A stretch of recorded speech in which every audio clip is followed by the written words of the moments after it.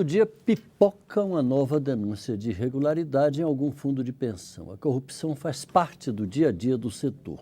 Justamente por isso, o primeiro passo, na opinião da deputada Elisiane Gama, do PPS do Maranhão, seria a abertura de uma CPI para investigar a má gestão, as irregularidades, a forma de escolha dos representantes dos beneficiários para, ao final dos trabalhos dessa CPI, ser apresentada uma série de propostas para dar mais transparência a esses fundos. A deputada Elisiane, que faz parte, na condição de membro titular da comissão que vai elaborar normas para os fundos de pensão, está aqui com a gente, participando desta edição do Palavra Aberta. Deputada, ao me preparar para essa entrevista, eu dei uma olhadinha numa matéria que tem uma síntese da audiência pública realizada aqui com os representantes dos fundos de pensão e com representantes do governo. E me chamou a atenção que o número de 31 bilhões de déficit deste ano, diante desse número, o representante do Ministério da Previdência e da Previ, que é a Superintendência Nacional de Previdência Complementar, Jaime Mari Júnior, ele garantiu aqui na Câmara que o sistema de fundos de pensão do país, aspas, está robusto e com reservas suficientes. É um sistema solvente e bem gerido. Fecha aspas. 31 bilhões? É solvente e bem gerido? Parece piada, né? Parece brincar com o sentimento popular, parece subestimar a nossa capacidade de raciocínio. Na verdade, eu fiquei horrorizada. Assim. Eu, durante essa audiência pública, fiquei me questionando como alguém tem coragem de falar para os parlamentares desta casa e para beneficiários, para contribuintes, para participantes dos fundos que estavam presentes, né? Então, você vê, os números são bilionários. Você pega, por exemplo, apenas um dos fundos. Os números variam de 5 bi a 6 bilhões nos fundos estatais. Você pega, por exemplo, apenas um desses, né? Vamos pegar aqui o Postales. Vamos pegar o Petro, 6,2 bilhões de reais em déficit. O Postales, 5,6 bilhões, né? A FUNCEF, 5,5 bilhões.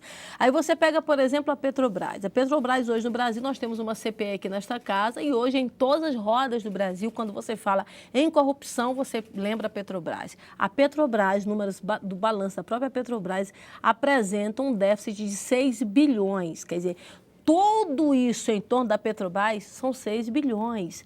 Nos fundos de pensão, apenas os atuários apontam 6 bilhões de reais. Agora, você imagina só quando você junta todos, os déficits aí chegam a quase mais de 30 bilhões de reais, não é? Ou seja, é muito dinheiro jogado fora. Investimentos, se são mirabolantes, a gente não consegue compreender como é que é feita essa definição na política de investimento dos fundos. Você faz, por exemplo, investimento em títulos na Venezuela, na Argentina, nas empresas do Eike Batista. As empresas do Eike Batista, nem nos melhores momentos do Eike, já se tinha confiança, investir já naquilo, se justificava, né, no mercado. Ou seja, esse é o investimento hoje. Eu já vi uma dúvida enorme sobre a possibilidade de ser instituições podres. Mas você sabe onde é que está o problema? Está aí. Você acabou de fazer a exposição inicial, que é a essência de tudo. Se você for ver, por exemplo, as agências, a ANP, não é? Todas as demais agências brasileiras que fazem o controle, que têm uma função reguladora, elas são sabatinadas aqui no Congresso, elas são votadas aqui no Congresso, são aprovadas aqui no Congresso. A Previc, que é a agência reguladora que faz o acompanhamento dos fundos, ela é ligada ao Ministério da Previdência. Ou seja, não há, na verdade, um critério de autonomia. Como é que você vai fazer uma fiscalização se aquele órgão, que é a agência fiscalizadora, ela já tem um atrelamento direto ao governo? Outra coisa, a composição dos conselhos. Os conselhos, eles são formados, não é, 50% dos representantes do patrocinador, portanto, vamos ter postá-lo dos Correios e o outro 50% dos representantes. Mas o voto de Minerva, na verdade, ele é do patrocinador, ou seja, daquele que é indicado. E quem indica esses membros do conselho? Aí, na verdade, é o grande questionamento. Quer dizer, se você for ver, por exemplo, Toda a corrupção em torno da Petrobras, ela estava inicialmente na indicação de quem estava ali, por exemplo, numa diretoria, né? Numa superintendência, numa gerência, era indicado. E são todas indicações políticas, São como indicações a gente está vendo políticas. aí. Quer dizer, a gente sabia, No hoje a Conselho gente não sabe é exatamente diferente. quem era de quem. Ah, Quem era de fulano quem? é de Renan, fulano é de... O partido comanda essa partido diretoria. tal comanda né? qual diretoria, assim por diante. Então, aí uma coisa que eu quero deixar bem clara, que é uma coisa que eu sempre tenho falado isso. A questão aqui não é dizer que um partido não possa indicar. Eu acho que até que às vezes as indicações podem acontecer. A gente precisa entender qual a motivação dessa indicação, né? Se você está indicando alguém que vai para ali, não é? Para ficar numa determinada posição e ali você já fazer todo um conluio e montar um esquema de corrupção. Ontem a gente conversava aí sobre o CARF, né? Se você for ver em todos os demais setores onde há, por exemplo, hoje atos de corrupção, a indicação é política que é colocada e ali se coloca um outro e você faz aquele elo e você cria, na verdade, um esquema de corrupção, uma quadrilha, deputada, na mas verdade. justamente em relação a esse esquema de indicações, né, de atrelamento, digamos assim, desses indicados a partidos políticos ou a pessoas que ocupam cargos de poder, digamos assim, de grande poder no Brasil, isso cria uma dificuldade, por exemplo, para a criação de uma CPI desse tipo. Perfeitamente. Vai tocar num monte de interesses. Como é que a senhora pretende fazer para conseguir aprovar a criação de uma CPI, tendo que vencer todos esses obstáculos? Não é fácil. É uma bandeira, uma batalha que eu tenho plena convicção, é desafiadora. Mas eu acho que é possível, sim. Eu acho que a gente está chegando num momento onde o próprio parlamento precisa dar uma resposta à população brasileira, né? A gente vê, por exemplo, aí há um desgaste generalizado do Congresso. A aprovação do Congresso na opinião pública é 9%. Você vê um percentual muito pequeno. Ou nós aqui, que estamos dentro do Congresso Nacional, vamos fazer alguma coisa para mudar esse tipo de sentimento que a população tem, ou então nós vamos simplesmente endossar o que já está no imaginário popular, de que o Congresso Nacional é que está todo mundo para roubar, sabe, que não está nem aí para ninguém. Então, a gente precisa partir de romper, na verdade, esse pensamento a partir da aprovação de uma CPI. Nós não vamos resolver, nós criamos agora a comissão especial, maravilha, muito bom, vamos trabalhar, mas ela é muito limitada, você não consegue fazer a convocação necessária. Você pode até convocar, por exemplo, ali um líder, um chefe, mas você tem várias outras pessoas que às vezes não estão... Ela tem poder de convocar ou só de convidar? Ela tem em algumas situações, ela pode até convocar. Ela pode até convocar. Agora mesmo eu fazia uma avaliação mais específica sobre isso. Mas ela não pode convocar todo mundo. Existem algumas pessoas que a gente não pode fazer essa convocação, como a gente pode numa CPI. Numa CPI você pode convocar de um juiz, não é, a um cidadão comum da sociedade. Isso não acontece, por exemplo, numa comissão especial. Ou a gente cria uma CPI, como hoje é proposto pelo PPS, o deputado Rubens Bueno tem feito assim, um trabalho gigantesco para tentar aprovar essa comissão, ou então a gente não vai conseguir avançar. E eu acho que esse é um dos papéis do Congresso. O parlamento ele tem uma função de apresentar leis, de fiscalizar, não é? Mas ela tem esse papel muito importante realmente de fazer a investigação. E essa investigação só acontece numa CPI. E é parte da fiscalização, que é a atribuição específica do Congresso Nacional, está lá na Constituição.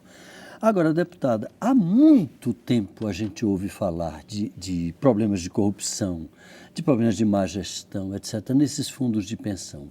É um fato histórico até. Desde que eu me entendo que a gente ouve essas coisas. Efetivamente, eu nunca vi nada de concreto ser feita no sentido de se coibir essa prática. A senhora tem notícia de ter havido em algum momento, algum movimento no sentido de moralizar esse setor? Eu acho que está bem aí nessa questão da governança e da forma como os conselhos eles são criados, né? Você tem que saber quem é que está ali, entendeu? Se você tivesse, por exemplo, o voto de Minerva apresentado pelos representantes, já era até um avanço a mais, sabe? Mas eu acho que a questão está muito mais aquém. Você precisa saber qual é a composição que você tem para poder fazer a governança. E a governança nos fundos está clara, ela está falida, ao contrário do que disse o diretor, o superintendente aí que veio, não é, representando a Previc, não existe isso, ao contrário. Se você for ver, por exemplo, os fundos de pensão privados, a realidade deles é totalmente diferente dos fundos de pensão das estatais. E se a gente pensar que isso daí é a complementação ou até talvez seja a essência da aposentadoria de muita gente no Brasil. Eu acho algo criminoso. Você imagina só o que é uma pessoa trabalhar a vida inteira, sabe? Ela faz um cálculo, eu vou pagar X e tal e vou receber X no final.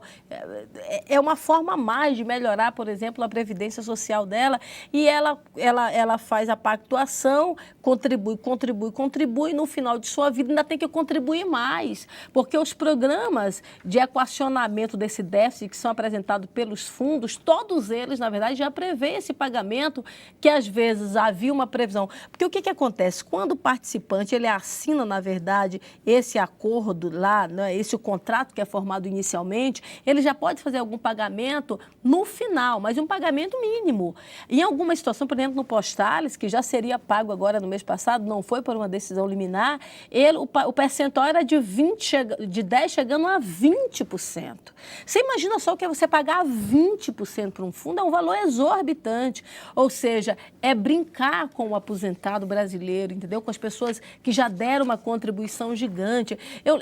É muito prazeroso, especialmente nas cidades pequenas, quem trabalha, por exemplo, nos Correios. Os Correios têm uma participação muito efetiva, especialmente nas pequenas cidades. Eu nasci numa cidade extremamente pequena, 80% da população da minha cidade é uma população pobre. E os Correios têm um valor fundamental. Quem trabalha nos Correios orgulha a família. Por falar em Correios, só para encerrar, que nosso tempo está chegando no finzinho, eu estava vendo aqui uma frase sua durante essa audiência pública. O Postales tem um rombo maior do que o patrimônio.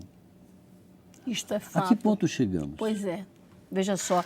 E olha que, na verdade, hoje os fundos brasileiros, os fundos de pensão brasileiros, eles estão comparativamente com os outros fundos do Brasil em 8ª posição. Ou seja, nós temos um patrimônio gigantesco e esse patrimônio, ao invés de servir para a população, ao invés de servir para esses beneficiários, hoje que são algo em torno de 7 milhões de brasileiros, eles estão indo para o bolso de um ou de outro por pagamentos superfaturados, não é? Por avaliações, pela conveniência. Às vezes, se for conveniente, se superfatura. Se for conveniente, se subfatura. Porque nós temos um fato, inclusive, de venda de imóveis por parte da FUNCEF, por exemplo, subfaturados. Então, esse é um problema que, infelizmente, atende às conveniências do momento. Só uma CPI para investigar isso tudo. Deputada Elisiane Gama, do PPS do Maranhão, mais uma vez, muito obrigado pela sua participação aqui com a gente. Muito obrigada e eu estou à sua disposição sempre. Se você quiser assistir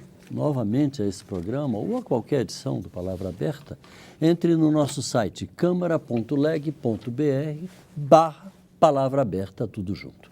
Obrigado pela audiência, um abraço e até a próxima.